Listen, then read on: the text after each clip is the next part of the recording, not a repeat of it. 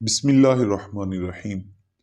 حضرت رابعہ بصری رضی اللہ عنہا بہت بڑی زاہدہ، عابدہ اور عارفہ تھیں۔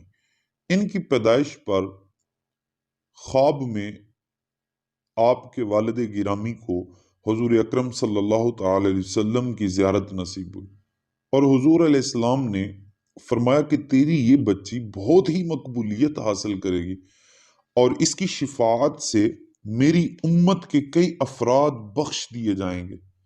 آپ رضی اللہ تعالیٰ عنہ کا معمول تھا کہ دن میں روزہ رکھتی اور رات عبادت میں صرف کر دیتی۔ ابتداً ایک شب جب آپ رضی اللہ تعالیٰ عنہ کے مالک کی آنکھ کھلی تو اس نے حیرت سے چاروں طرف دیکھا۔ اس نے ایک گوشے میں آپ کو سر بسجود پایا اور ایک معلق نور آپ کے سر پر فروزاں دیکھا۔ آپ اللہ تعالیٰ سے یہ عرض کر رہی تھیں کہ اگر میرے بس میں ہوتا تو سارا وقت تیری عبادت میں گزار دیتی، لیکن چونکہ تو نے مجھے غیر کا محکوم بنا دیا ہے، اس لیے میں تیری بارگاہ میں دیر سے حاضر ہوتی ہوں۔ یہ سن کر آپ کا مالک بہت پریشان ہوا۔ اس نے یہ عہد کر لیا کہ مجھے تو اپنی خدمت لینے کی بجائے الٹا ان کی خدمت کرنا چاہیے تھی۔ چنانچہ صبح ہوتے ہی آپ کو آزاد کر کے استدعا کی کہ آپ یہی قیام فرمائیں تو میرے لیے باعث سعادت ہے۔ ویسے آپ اگر کہیں اور جانا چاہیں تو آپ کو اختیار ہے۔ یہ سن کر آپ باہر نکل گئے اور ذکر و شکر میں مشغول ہو گئیں۔ آپ شب و روز 1000 رکعت پڑھا کرتی تھی، اور گاہے گاہے حضرت حسن بصری رضی اللہ تعالیٰ عنہ کے وعظ بھی سنا کرتی تھی، ان میں شریک ہوتی۔ ایک مرتبہ آپ جب حج پر گئی تو دیکھا کہ خانہ کعبہ خود آپ کے استقبال کے لیے چلا آ رہا ہے۔ آپ نے عرض کیا، مولا مجھے مکان کی حاجت نہیں، مکین کی ضرورت ہے۔ مجھے حسن کعبہ سے زیادہ تیرے دیدار کی تمنا ہے۔ ایک مرتبہ حضرت ابراہیم بن ادم رحمت اللہ علیہ جب سفر حج پر روانہ ہوئے تو ہر کام پر 2 رکعت نماز ادا کرتے ہوئے چلے، اور مکمل 14 سال میں مکہ معظمہ میں پہنچے۔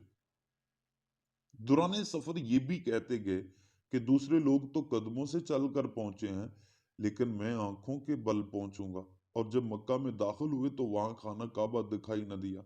چنانچہ اس تصور سے آپ دیدہ ہو گئے کہ شاید میری بصیرت زائل ہو چکی ہے، لیکن غیب سے آواز آئی کہ بصیرت زائل نہیں ہوئی، بلکہ کعبہ ایک ضعیفہ کے استقبال کے لیے گیا ہے۔ یہ سن کر آپ کو احساس ندامت ہوا اور گریہ کنا ہوئے، یا اللہ وہ کون سی ہستی ہے؟ ندائی کہ بہت ہی عظیم المرتبت ہستی ہے۔ چنانچہ آپ کی نظر اٹھی تو دیکھا کہ سامنے سے حضرت رابعہ بصری تشریف لا رہی ہیں، لاٹھی کے سہارے چلی آ رہی ہیں، اور کعبہ اپنی جگہ موجود ہے۔ آپ نے رابعہ بصری سے سوال کیا کہ تم نے نظام کو کیوں دھرم برہم کر رکھا ہے؟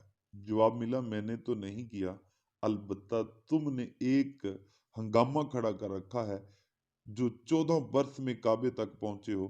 ابراہیم بن ادم نے کہا کہ میں ہر گام پر 2 رکعت نفل پڑھتا ہوا آیا ہوں، جس کی وجہ سے اتنی تاخیر سے پہنچا۔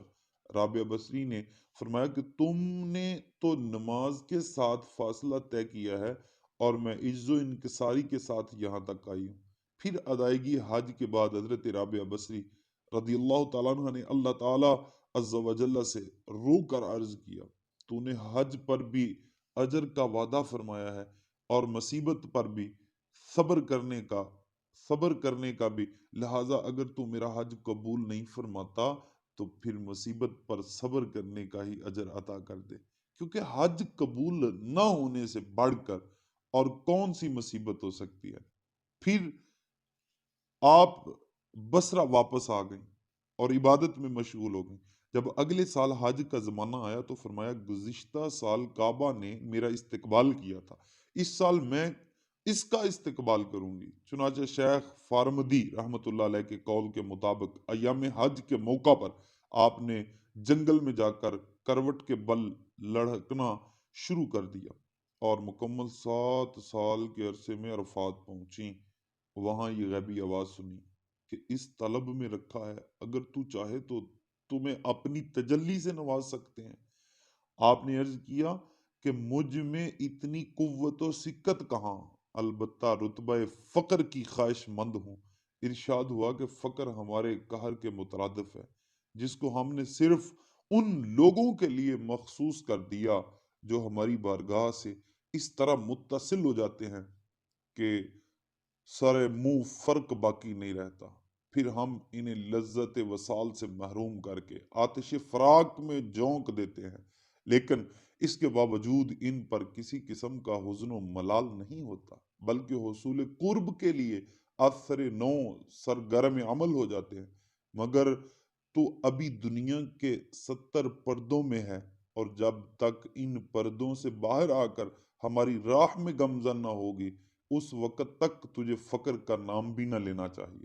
پھر ارشاد ہوا کہ ادھر دیکھ، اور جب حضرت رابعہ بصری رحمت اللہ علیہ نے نگاہ اٹھا کر دیکھا تو لہو کا ایک بحر بے کراں ہوا، میں بحر بے کراں ہوا میں لٹکا ہوا نظر آیا۔ ندا آئی کہ یہ ہمارے ان عشاق کی چشم خونچکاں کا دریا ہے جو ہماری طلب میں چلے اور منزل عشق میں اس طرح شکستہ پا ہو کر رہ گئے، ان کا کہیں سراغ نہ ملا۔ حضرت رابعہ بصری نے عرض کیا کہ ان عشاقان کی ایک صفت مجھ پر بھی ظاہر ہو۔ یہ کہتے ہی انہیں پھر نسوانی معذوری ہو گئی، اور یہ ندا آئی کہ ان کا مقام یہی ہے کہ 7 برس تک پہلو کے بل لڑکتے ہیں تاکہ خدا تک رسائی ملے اور ایک تجلی کا مشاہدہ کر سکیں، اور جب وہ قرب کی منزل تک رسائی حاصل کر لیتے ہیں تو ایک حقیر سی علت ان کی راہوں کو مسدود کر کے رکھ دیتی ہے، اور وہ صبر کرتے ہیں۔ یہی ان عاشقوں کی علامت ہے۔ جب آپ سے نکاح نہ کرنے کی وجہ دریافت کی گئی تو جواب دیا کہ 3 چیزیں میرے لیے وجہ غم بنی ہوئی ہیں، اگر تم یہ غم دور کر دو تو میں یقیناً نکاح کر لوں گی۔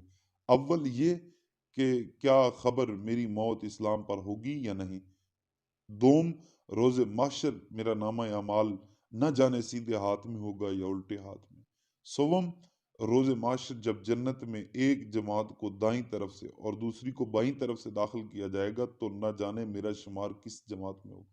لوگوں نے عرض کیا کہ ان تینوں سوالوں کا جواب ہمارے پاس نہیں۔ آپ نے فرمایا پھر جس کو اتنے غم ہوں اس کو نکاح کی کیا تمنا ہو سکتی ہے۔ آپ ہمہ وقت گریہ وزاری کرتی رہتی تھی۔ جب لوگوں نے وجہ دریافت کی تو فرمایا کہ میں اس فراق سے خوف زدہ ہوں جس کو محفوظ تصور کرتی ہوں، کہیں ایسا نہ ہو کہ دم نزا یہ ندا آ جائے کہ تو لائق بارگاہ نہیں ہے۔ اللہ اکبر۔ ہر صبح یہ دعا کیا کرتی کہ اللہ مجھے اس طرح اپنی جانب متوجہ فرما لے کہ اہل جہان مجھے تیرے سوا کسی کام میں مشغول نہ دیکھ سکے، اور کبھی یہ دعا کرتی کہ دنیا میں میرے لیے جو حصہ متعین کیا گیا وہ اپنے معاندین کو دے دے، اور جو حصہ عقبہ میں مخصوص ہے وہ اپنے دوستوں میں تقسیم فرما دے۔ میرے لیے صرف تیری ذات ہی کافی ہے، اور اگر میں جہنم کے ڈر سے عبادت کرتی ہوں تو مجھے جہنم میں جھونک دے، اگر خواہش فردوس یعنی جنت کی خواہش سے کی وجہ سے عبادت کرتی ہوں تو فردوس میرے لیے حرام کر دے، اور اگر میری پرستش صرف تمنائے دیدار ہے، میری پرستش فقط صرف اگر تمنائے دیدار الہی کے لیے ہو تو پھر جمال دل نواز سے مجھے مشرف کر دے۔ ایک مرتبہ علیل ہو گئے، وجہ مرض دریافت کرنے پر فرمایا کہ جب میرا قلب جنت کی جانب متوجہ ہوا تو بارگاہ باری تعالیٰ نے اظہار ناراضگی فرمایا، اسی کا غصہ میرے مرض کا باعث ہے۔ مراد یہ تھی کہ دعویٰ ہمارے عشق اور دیدار کا اور دھیان جنت کی طرف، اگر جنت کی طرف دھیان کا یہ حال ہے تو دنیا کی طرف دھیان کا کیا حال ہوگا۔ اللہ اکبر۔ یہ تھی حضرت رابعہ بصری رحمت اللہ علیہ۔